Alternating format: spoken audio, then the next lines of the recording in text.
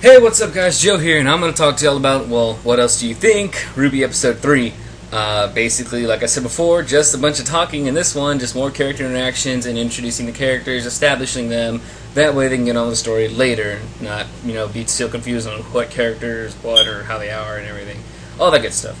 Anyways, picks up right where we left off, after when John and RWBY are talking. They go to a ceremony for the students there. And then John, because they kind of split ways to go sit down and everything, or stand, because they just stand up.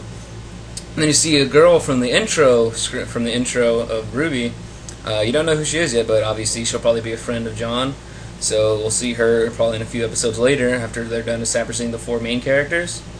And then you see RWBY and Schnee, again, interacting with each other, how Schnee's more high class, or, more apart from them because they're not at her caliber, or like her level of thinking or interaction with people. So you see how she kind of treats RWBY kind of like she's dumb and just doesn't want her to be with her or next to her, even talk to her again. So she just wants to be left alone. Not as Blake though, but just more of like she doesn't want to interact with them because it'll probably bring her down on her status of being rich and everything. And then you see Professor Ozpin, who was giving a speech to everyone, yet it wasn't really that good. He kind of just was kind of Debbie Downer about the whole thing, and all these people were just like, okay, that's awesome. We didn't want to hear a nice inspirational thing anyways. But yeah, maybe a little off his game, or found out something that happened, or he's probably maybe doing it on purpose to try to make the students do better for themselves. Don't know that yet. Find that out later. And then after that little ceremony, they go sleep for the next day, and then it's when you see RWBY writing to her friends back at her other school, because she didn't have the chance to have her friends, be with her friends at the school because she got moved up 2 years. So she kind of feels alone, and she's just trying to fit in and understand this new area she's in right now, because everyone else is older than her and they have friends there, but she's younger. She's just trying to basically grasp the situation that's at hand with her.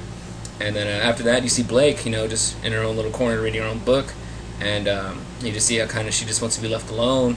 And Ying and RWBY approach her, and that's when you kind of see a connection between Blake and RWBY, of how she was asking her about the book she was reading, and how that's when you learn how RWBY basically learned or wanted to become a huntress because of books and stories she read about heroes fighting for what's right and doing the good thing.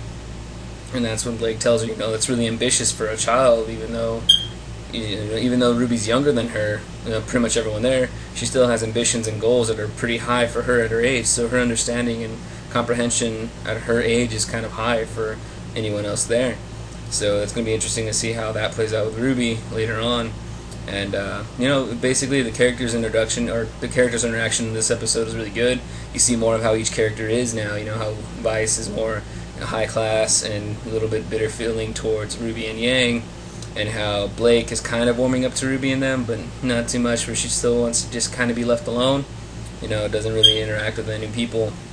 You see RWBY just still kind of being portrayed as a little younger kid, where she's just trying to understand and getting used to the situation she's in, being around a bunch of older people in this new setting she's not used to. It's her first day. She had a little rough day right now, so maybe it'll get better for her later or soon.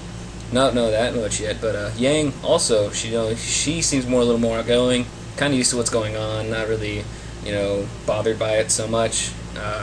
So it kind of all reflects their personalities of how they are right now. So that'll be it, guys. I'll be doing a review for the next episode. Episode 4 will be coming out next week on Rooster Teeth. Go check that out. Watch the 3rd episode. Watch the first 2. It's a really good show. Good right now. Post a comment down below about what predictions you have, or what you think might happen, or anything you want to see happen, or anything you want happen, or anything that happened. Just post anything that you want. I'll leave a link down below for Rooster Teeth and my channels and all the other cool stuff that y'all got to check out, because I said so. Why not do it? I said so. Please. Anyways, that'll be all, guys. Comment, like, and subscribe to my channel if you enjoyed this video. Greatly appreciate it, guys. Y'all have a great, fantastic day today, or morning, or nighttime, or whenever you watch this video. Have a great time of that night. Y'all have a great, fantastic day. Righteous Panda Punch. Out!